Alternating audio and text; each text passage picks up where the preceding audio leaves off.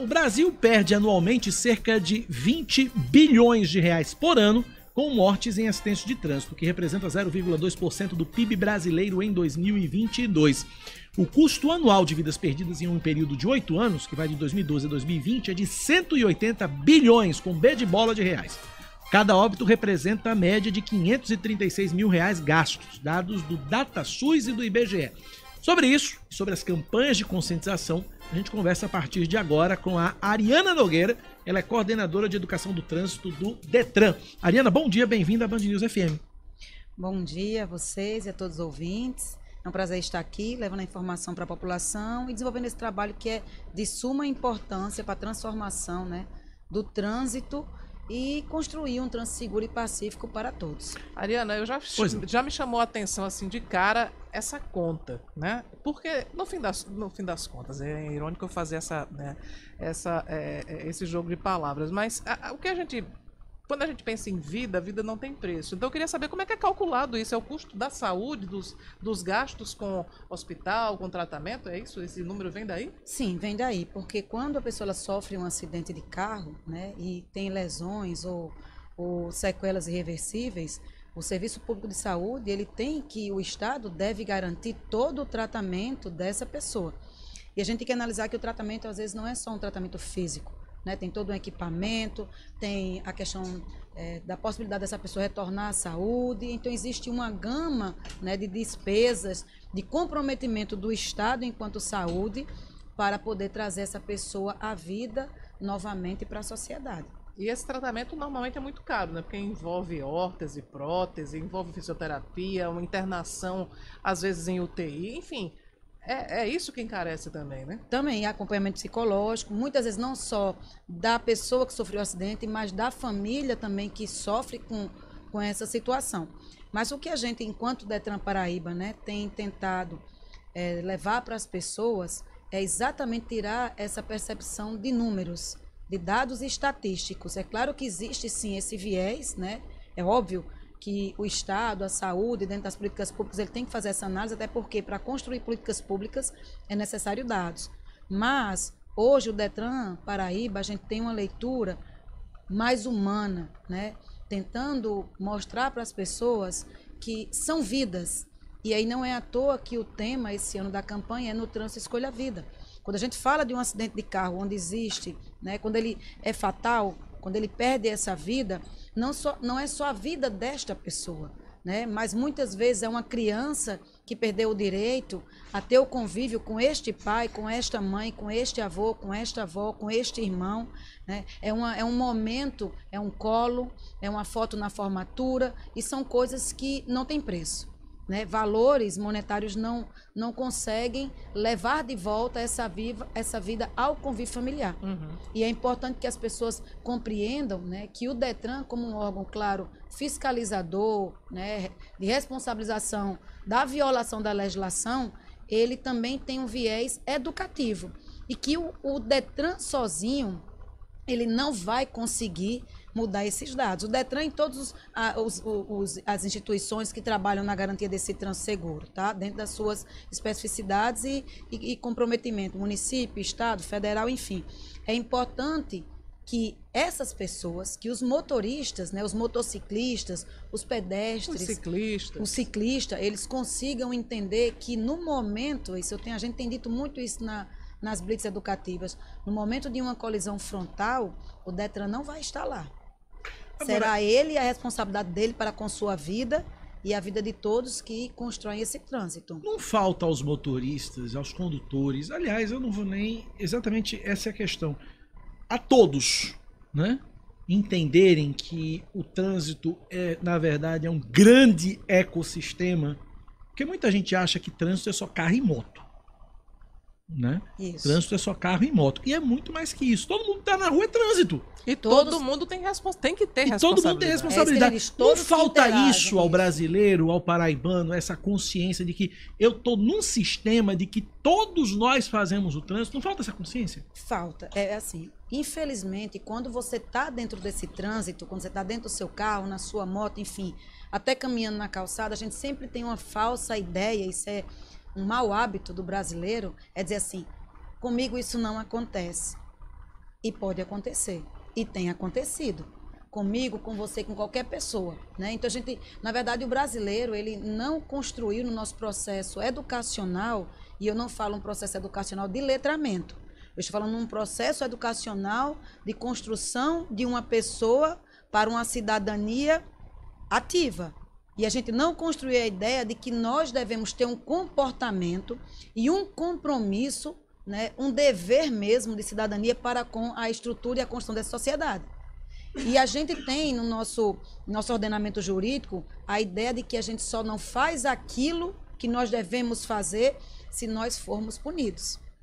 Né? E aí traz uma falsa ideia de que o Detran, ele só multa. Não, o Detran não multa. Na verdade, se existe multa, é porque você violou uma legislação que deve garantir a sua segurança e de todos que interagem com você. Não é uma grande ironia que as pessoas, elas se...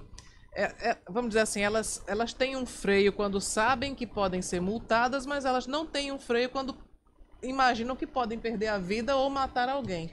É isso que a gente tem. Por isso que o Detran, né, não só o Detran, como assim, todos os órgãos de suas competências, a Polícia Rodoviária Federal, né, as autarquias municipais, nós estamos unindo forças, né, para poder levar a informação à população.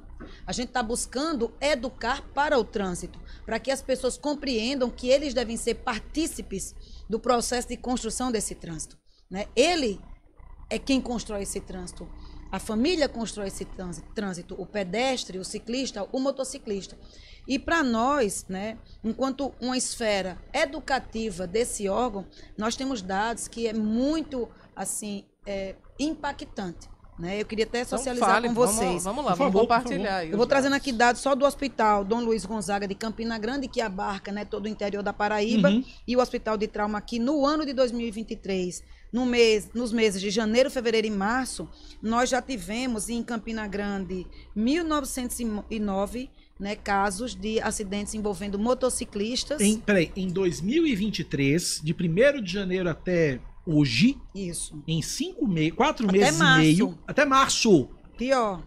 Então, 3 meses, 90 quase dias, quase quantos? 1909 acidentes envolvendo motociclistas. Só moto, viu? Não tem carro, não tem bicicleta. 21 por dia. Isso. Isso no Hospital de Campina Grande. Isso. Quando a gente vem para João Pessoa, isso ainda se agrava, se aprofunda também até março. mais. Vamos também lá. março.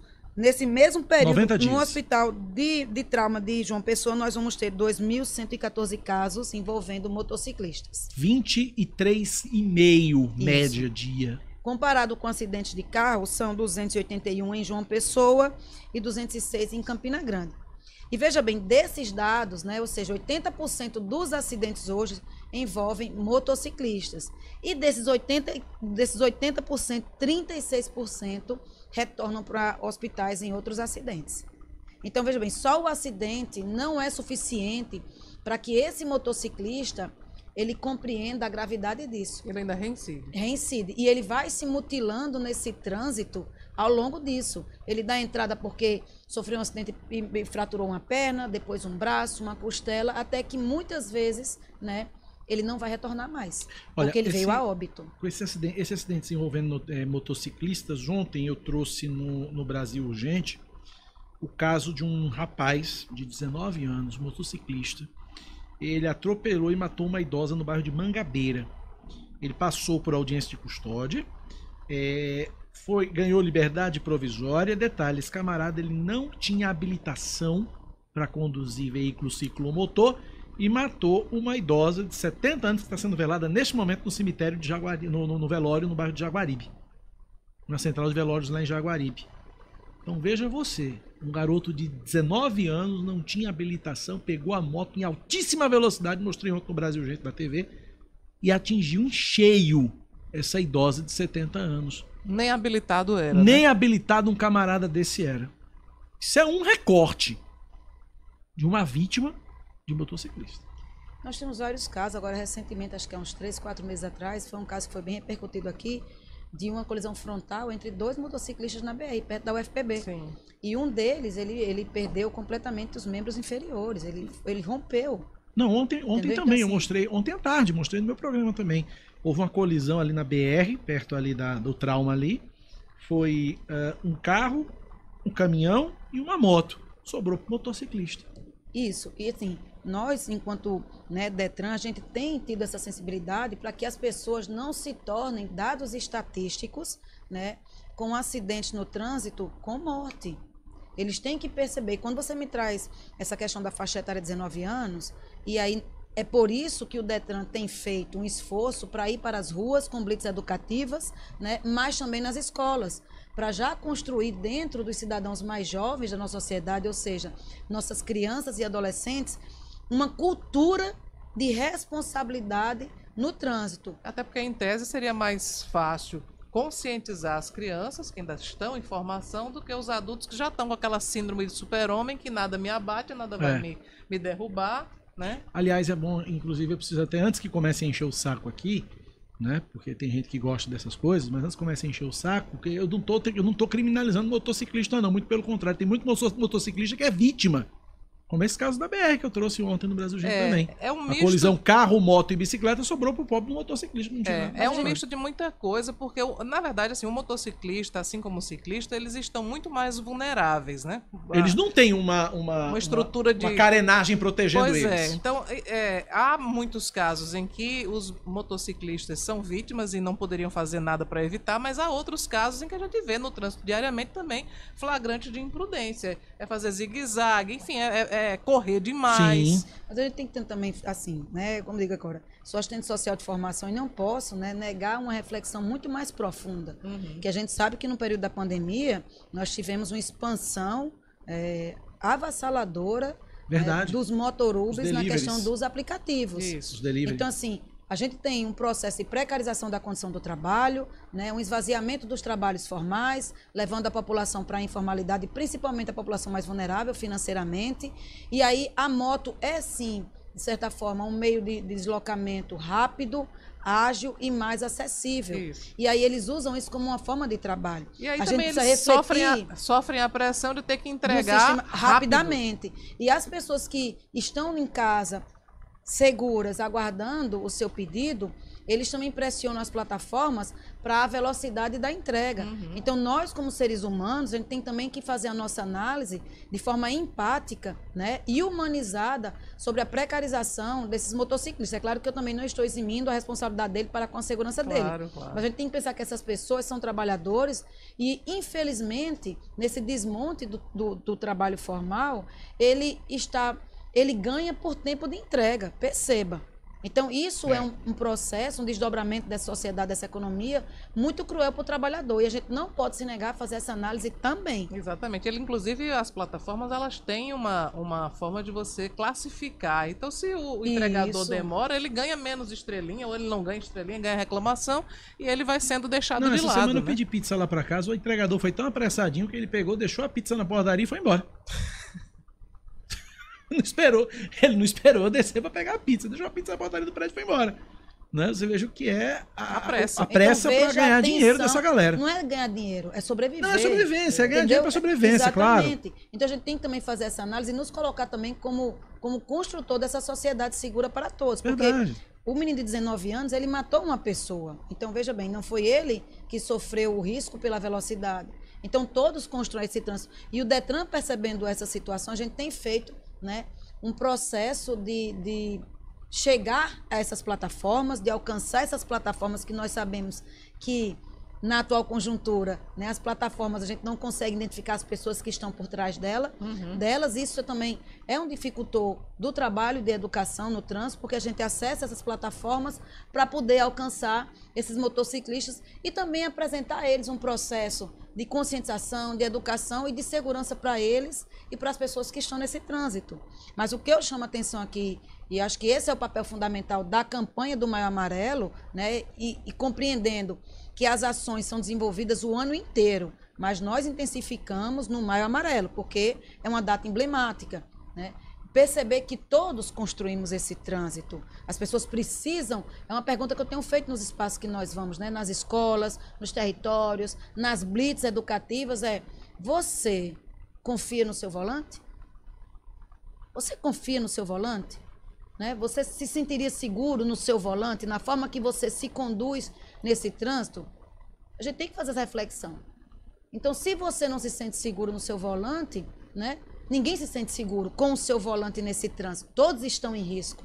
Então você se torna um risco para a sociedade. A gente tem que refletir desse lugar de fala. Ô, Ariana, para a gente finalizar, é bom que se diga, a gente está no Maio Amarelo, que é um período que a gente alerta um pouco para essa conscientização, mas é importante que se deixe claro que essas ações educativas elas acontecem ao longo de todo o ano, não é isso, Ariana? Sim, ao longo de todo o ano, como foi dito, nas escolas, com crianças, adolescentes, levando atividades lúdicas, que elas aprendem brincando, refletindo, para que, além de se tornarem, né, possíveis condutores, pedestres, confiáveis, mas eles também muitas vezes levam essa discussão para casa. Quando ele vê o pai pegando no celular, no carro, ele diz, pai, não pega no celular, não pode, não bebe, não dirige. Você da história de uma criança que recebeu alguns anos atrás, não sei nem se o Detran faz isso ainda hoje, mas se não fizer, retome, porque eu achei sensacional o relato.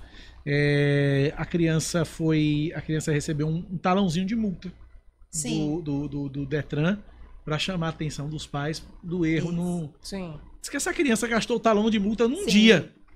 Ó, pai, não pode isso, tá multado. Ó, pai, não pode isso, tá multado. Antes de encerrar, eu queria que a Ariana falasse com a gente sobre essa questão do celular, porque é um hábito, a gente não desgruda do celular em momento algum, e no trânsito isso pode ser, inclusive, fatal, né? Não, e na verdade é fatal. Hoje, né, o uso do celular ao volante tem sido um dos maiores motivos de acidentes, de colisões frontais, com mortes ou sequelas graves no trânsito.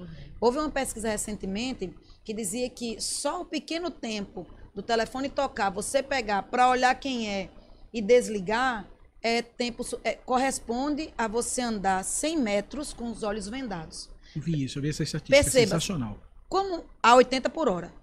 Veja o risco que existe nesse tempo. Ah, mas eu só estou desligando. É suficiente para você andar com os olhos vendados a 80 por hora em um trânsito por 100 metros. Deixa esse troço no silencioso, depois vê. Entrou no carro, silencia. Entende? Porque... Você desconcentra mesmo. Desconcentra e veja bem, pode ser o último momento que você atendeu esse celular. Então é melhor que você atenda outras vezes do que essa seja a última.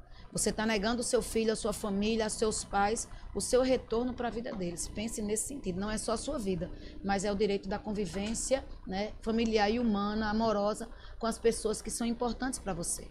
Ariana Nogueira, coordenadora de educação do trânsito do Detran. Ariana, obrigado pela entrevista, um abraço, até a próxima. Parabéns pelo trabalho de vocês. Eu que agradeço. E mais uma vez, no trânsito, escolha sempre e sempre a vida.